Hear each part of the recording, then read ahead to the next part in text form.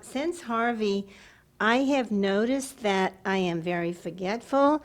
I don't know what dimension I'm in. Simple things, I can't pull it up. Name of a friend. I mean, ridiculous stuff. I thought I was getting Alzheimer's.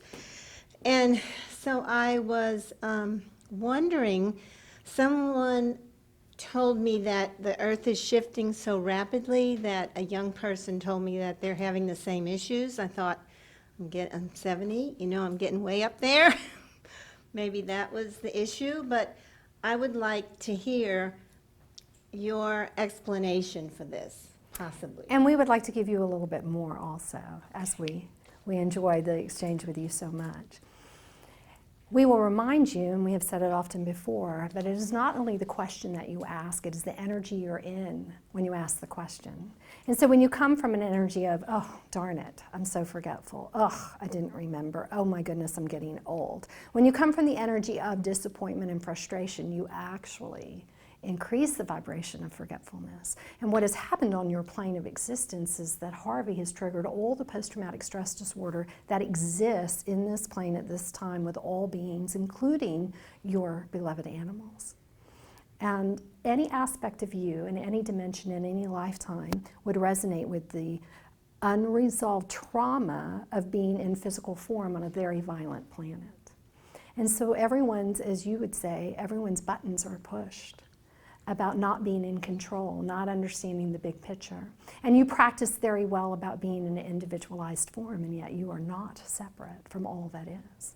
Especially those of you who play quite aggressively, quite consistently to be connected to many, many things, many perceptions, many beings, many ideas of different realms.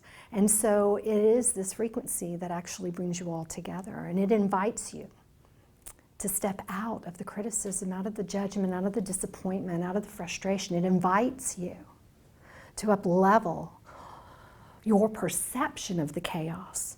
And yes, there is always chaos before a new level of order, always. There is always the challenge of new problems that brings in a higher consciousness to deal with them. And so you have seen in your great city especially, you have seen with Harvey that it brought forward great courage and great kindness and great compassion and great generosity in a way that has not been experienced in this city through the media before.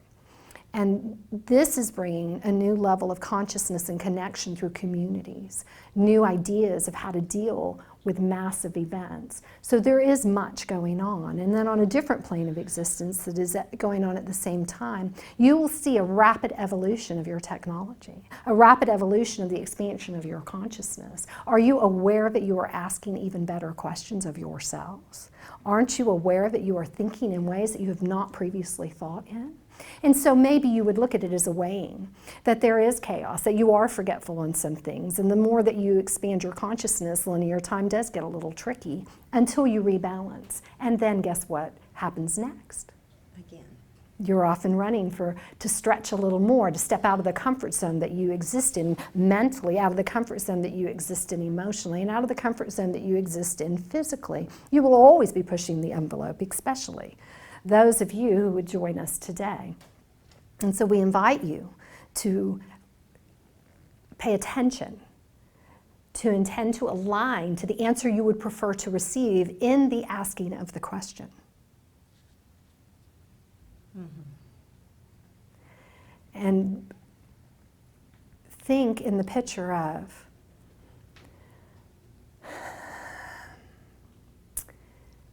how could I embrace a level of self-love in the evolutionary journey of myself? How could I see the expansion of me even in what looks like chaos? How could I perceive that this would lead me to a new level of order? And if you were to think this way, and there are many phrases that you use, what is the gift? What is the invitation? What's right about this? How can I use this? What is the solution? Where can I go with this information? What could I do to serve myself, to better myself, to support myself through this? And yet, we find that you tend to drop the ball in that aspect and just get busier. And as you get busier in your mind, as you get busier in your actions, as you get busier in your busyness, it is very difficult to bring it back into, all of it is here to support you. That is the energy you want to be in when you ask the question, when it's something about you or another or your planet that you don't like? How is this a benefit? How will I find the solution from the challenge? How will I live in the vibration that this creates impossibility instead of becoming mesmerized with what is not to my preference in the moment?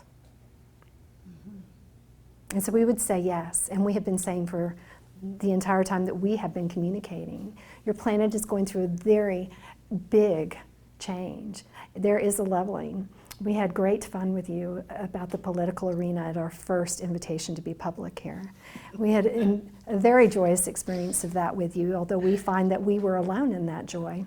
And we would offer you again that the earth, it is a time in your dimension, in your experience of being embodied in form, that the masculine and feminine energies are seeking to balance. And you will notice that, again, your political arena was very much in this. The misuse of power in the masculine energy, the misuse of power in the feminine energy is what you're exploring now.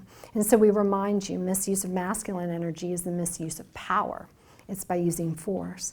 And the misuse of feminine energy, and we're not talking about male or female, we're talking about energy. And the misuse of feminine energy is where you have your codependency and your addiction. And now we want to take you a little further down the rabbit hole. So many of you who are in service, so many of you who have open hearts, so many of you who love easily and find the challenge of that. So many of you who seek to reconnect at a level that is not yet grounded here on earth with your heart. So many of you grow yourselves out of the vibration of codependency, except when it comes to asking the questions about yourself. Then you tend to seek that the answer is always outside of you and you could fix it, you could change it, you could evolve it if you got the answer somewhere else. And we're saying again, it is imperative that you slow down enough to check the energy you're in when you ask the question. Are you coming from self-love? If you ask the question of someone else, if you were guiding someone else, a child, a beloved pet, even a stranger, then you would soften the way that you ask. You would offer encouragement, you would offer guidance, you would find a positive perspective to offer. And yet, when it is about yourself, you tend to get very mesmerized in the drama and trauma and pain of it, and immediately criticize that which you are. And we find that this is not serving you at all. Thank you.